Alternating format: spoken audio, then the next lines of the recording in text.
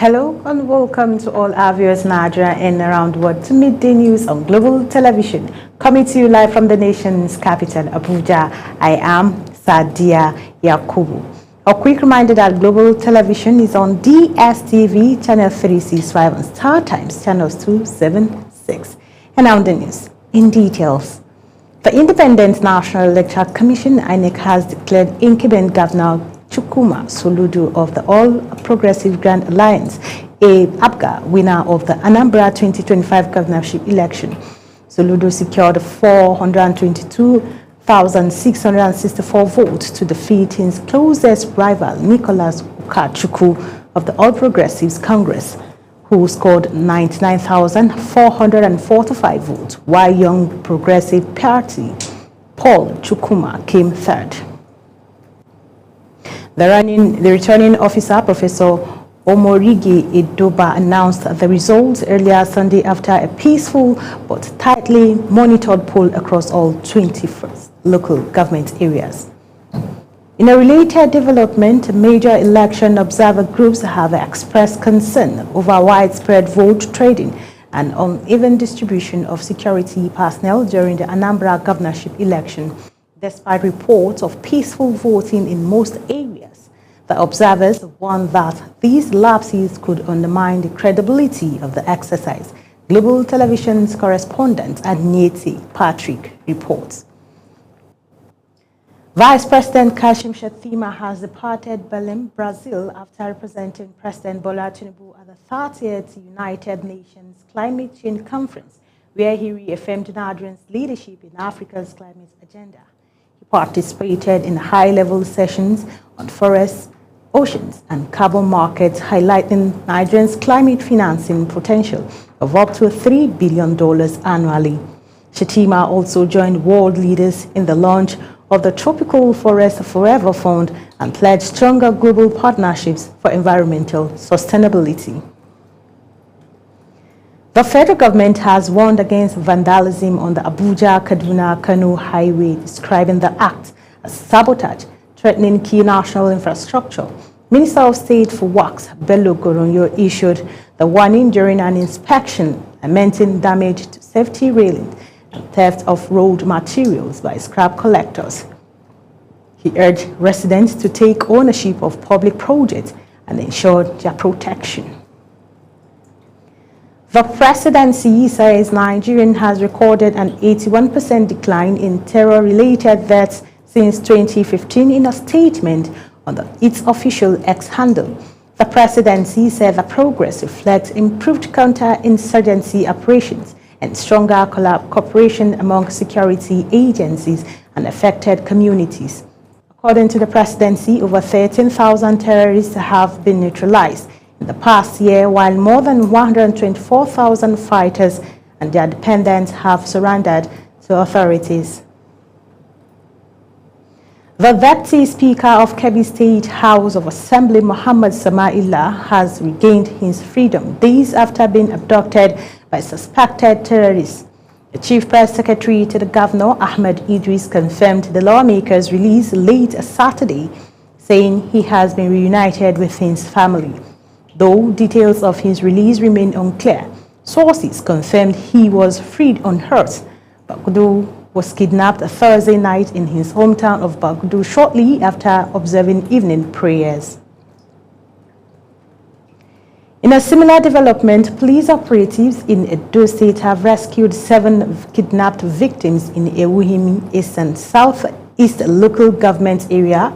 Deputy Police Public Relations Officer MM Ikedum said the victims were abducted by gunmen while farming in the Ikenen forest. She said a swift response from the divisional police officer suspected by soldiers and vigilantes led to the successful rescue operation. In a country where the internet connects millions to job, education, health, and other opportunities, the rising cost of data may become poses a setback for national development. In light of the spike in the cost of internet connectivity that affects nearly early Nigerians, the silent impacts might be unimaginable if critical policies are not put in place to regulate the sector from standpoint of checking arbitrary pricing. Our correspondent took a look at the high cost of data and its adverse impact on ending users. Today is no longer news that Nigerians are struggling to survive in the midst of numerous economic challenges, with mobile network operators in the country systematically passing on operating cost of data consumers. In addition, the sudden increase on the cost of data subscription has gradually but steadily driven business, particularly those in the micro and small brackets, to the bricks. At the height of this, questions are being asked to determine major factors driving this astronomical cost increase. We speak to a cross-section of Nigerians on the streets who share their views and experiences on this issue. See, it's not easy for us. So, if like 2 years back or 3 years back, when I use data, they enjoy the data. If you even buy like 5,000, you go use and they do watch YouTube, watch this. But now, just like I said that they use straw, they suck the data. Telecommunications operators recently made a strong case for an upward review of tariff cutting across calls, text messaging, and internet data services. These developments drawing criticism from subscribers as expected, seen at least 50% increase in this regard. The cost is becoming so much that the normal Nigerian will not be able to afford. Please, the government should help us reduce it, and I think by that way, most little business that is trying to come up can go up. Apparently, access to affordable internet is directly linked to economic growth, education, as well as success to robust healthcare services. It is often said that when people cannot afford data, they may not also be able to access knowledge, find remotely work, or sell online. As the maximum goes, the cost of data is the cost of opportunities. It's crazy, especially when you're using an iPhone. The data finishes on time, but at least on Android it's still manageable. But an iPhone user, no. The digital world is here, but how many Nigerians can truly afford to be part of it? The cost of data isn't just about Naira and Kobo. It's about access, equality, and the future. Let's push for a Nigeria where everyone can connect without going broke. In many parts of the world, a girl's right to learn is still seen as optional rather than essential. Yet, when you educate a girl, you transform her future and the society around her. Our correspondent takes a look at issues that affect not just families, but entire nation. Education of the girl child. Her reports. Across the globe, more than 120 million girls are out of school. Poverty, early marriage, and cultural norms and poor infrastructure remain major barriers to their education. Behind each statistic is a name, a story, and a future waiting to be unlocked. According to reports from the United Nations Educational, Scientific, and Cultural Organization, every additional year a girl spends in school can raise her future earnings by up to 20%. Of course, if you educate a single girl, it's like you have educated the entire society. And being a strong advocate of SDG 3 and SDG 4, I must tell you that we have already missed the way in Nigeria and especially in Arewa. For the whole entire populace, education is very essential. Particularly as you regarded to our female you are asking about now. Yeah. You know, if you train your daughter or a female child very well, you will enjoy it at later date. One, they are mothers, they take care of the children, they take care of the husband, the parent, and we can't do without a female child in society. Without female child, the system is not complete. Girl child, I think there's this power every woman possesses that men cannot deny. And so many men are coming to realize it right now that it's very, very important to train their girl child. In countries where girls complete secondary school, child mortality rates drop sharply. Educated women are also more likely to send their children to school, breaking cycles of poverty that have lasted generations. When we educate girls, we empower future mothers, leaders, and entrepreneurs. The ripple effect goes far beyond the classroom. Initiatives like scholarship, Safe transport and mentorship programs are making education more accessible, because when you educate a girl child, you don't just change her life. Watching the live broadcast of Midday News. When Midday News returns, Falconet crush Ghana in Wafulbi on the 20 opener. Details coming shortly, plus business and foreign stories on the other side of this break. Please stay with us.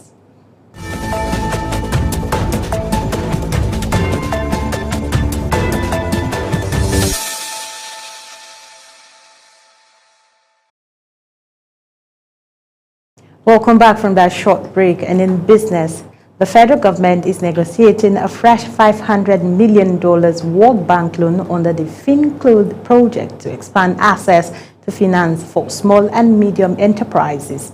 The facility aims to mobilize private capital, support innovative, micro and small and medium-sized enterprises, products, and strengthen institutions like the Development Bank of Nigeria. The project, expected to be approved in December, will modernize the MSME finance ecosystem and boost long-term growth. The Federal Executive Council has approved 3 landmark policies to advance innovation and trade in Nigeria's digital economy. The policies include the National Intellectual Property Strategy, the ratification of AFCFTA's Digital Trade Protocol, and the Talent Export Framework under the Renewed Hope Agenda. Minister Jumoke Odunwole said the reforms will strengthen creativity, attract investment, and position Nigeria as a continental leader in digital commerce. And on the foreign scene, Tanzanian police have arrested Chadema Deputy Secretary General Amani Golua and named 9 others wanted in connection with post-election violence that left hundreds dead. The unrest followed elections in which President Samia Suluhu Hassan won nearly 98% of the vote, promoting claims of widespread repression. Over 140 people have been charged with treason as international concern mounts over the crisis. The United Nations Refugees Agency has appealed for urgent global assistance to help Chad cope with the influx of refugees fleeing violence in Sudan's Darfur region. Deputy High Commissioner Kelly Clement said the displaced need everything from shelter to clean water as Chad resources are stretched thin. United Nations warned the crisis driven by the RSF army conflict has killed over 40,000 and displaced more than 11 million people. Hundreds of volunteers from Greenpeace African have formed a giant human banner in the shape of the African continent, displaying a printed message that reads, "Tax the super rich for people and planet to demand urgent tax reform at United Nations Tax Convention negotiation." The gathering welcomed negotiations in Nairobi, Kenya, and the United Nations Tax Convention calling for action to deliver much-needed additional public finance for climate mitigation, nature protection, and sustainable development by making billionaires and oil and gas corporations pay their tax share in taxes. Uyi Abomofwebe completes the report. Frederick Njehu, Fair Share Global Political Lead at Greenpeace Africa, says concerted and deliberate efforts must be made to stop the world's billionaires who exploit the environment to enrich themselves, leaving catastrophic pollution in their trail.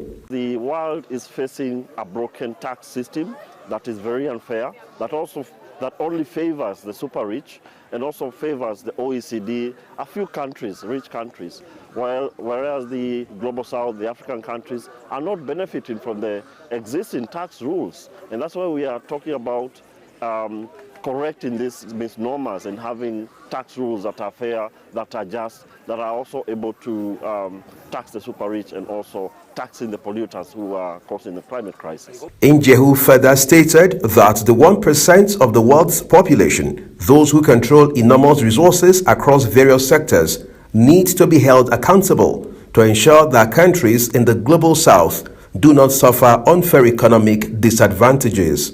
when you talk about the super rich, we are looking at a small 1% of the global, wealthy people who have, they own corporations, they own, they control the wealth, and also they control the means of production. And these are the people who have not been paying their fair share of the taxes, and they have been paying very little. But if you look at the middle class, then the upper and the middle class have been paying quite a lot of taxes. They have to shoulder the tax burden. But the 1%, the super rich, are finding ways of not paying taxes. It is estimated that countries lose $492 billion annually because multinational corporations and the ultra-wealthy use tax havens to underpay tax. Uyi Agbomofwegbe, reporting for Global TV News.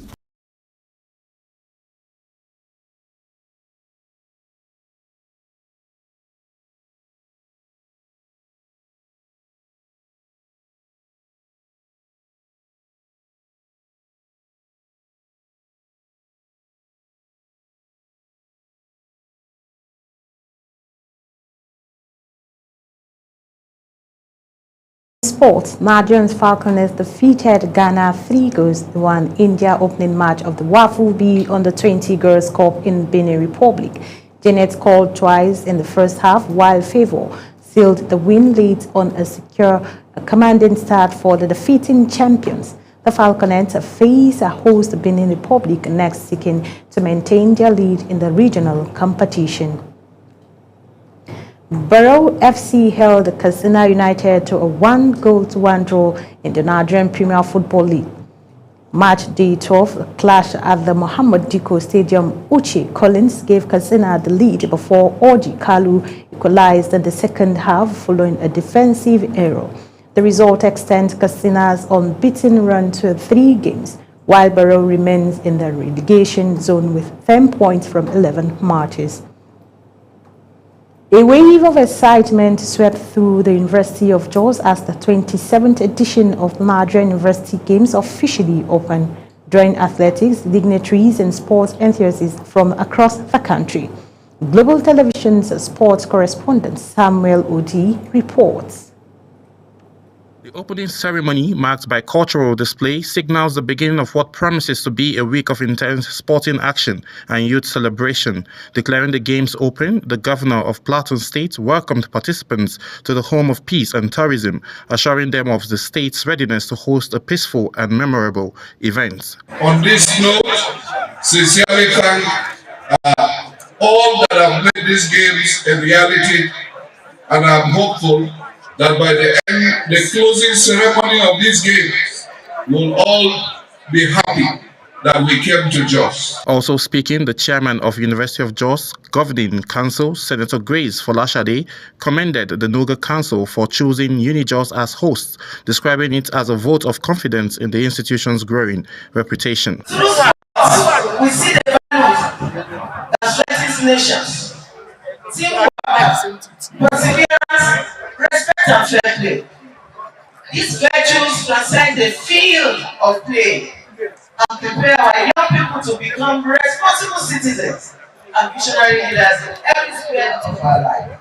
The Vice-Chancellor, Professor Tanko Ishia, in his remarks expressed gratitude to the state government and sponsors for unwavering support, pledging that the university would deliver a world-class event. This gathering today encapsulates our belief that sports remain not only a unifying force, but also a platform for nurturing discipline, teamwork, and leadership among the youth, a value that is central to the mission of the University of Jos. The special guest of honor, Governor Lucky Aiyedatiwa of Ondo State, applauded the role of university sport in national integration and talent discovery, urging the athletes to compete fairly and uphold the spirit of sportsmanship. Events of this nature create spaces where young Nigerians meet, not as a representative of competing ethnic groups, but as fellow students pursuing common goals and aspirations. They, the university graduates, both in learning and in character. As the 27th Nuga Games flame burns bright in Jos, over 5,000 athletes will try for glory across various sporting disciplines, a celebration of youth unity and power of sports to shape the future. Samuel Odi for Global Television News. Election observers groups have expressed concern over widespread vote trading and uneven distribution of security personnel during the Anambra governorship election. Despite reports of peaceful voting in most areas, the observers warn that these lapses could undermine the credibility of the exercise. Global Television's correspondent Aniti Patrick reports.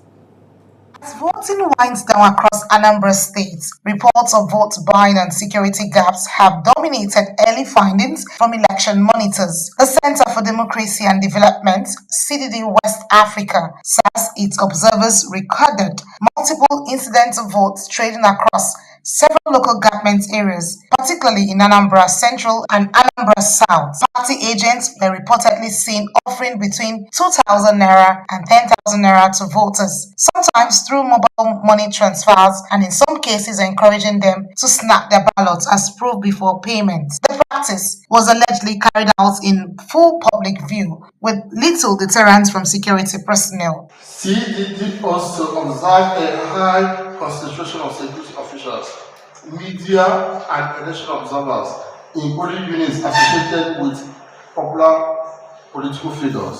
In contrast, polling units with fewer registered voters showed inadequate security coverage, which aligns with 12.7% of PUs that had no security personnel present.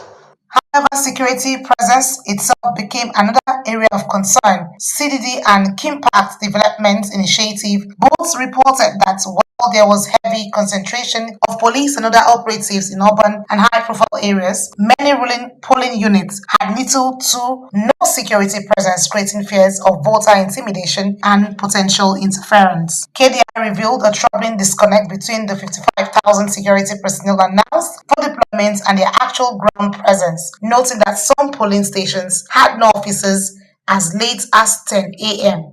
The Interagency Consultative Commission on Election Security ISIS announced the deployment of approximately 55,000 security personnel for the Anambra State governorship election across all 5,718 polling units.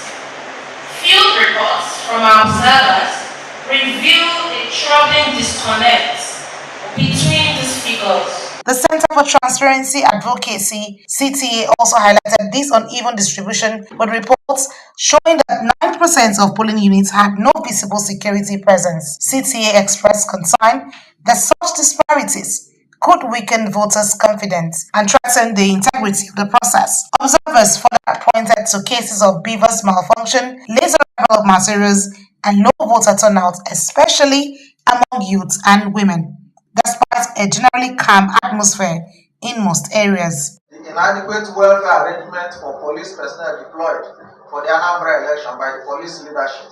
Some police personnel complained that they had nowhere to bathe and slept in open fields since they arrived at Anambra. Some also complained that they were yet to be paid their allowances, except the 1,000 budgeted for snacks for police by the INEC.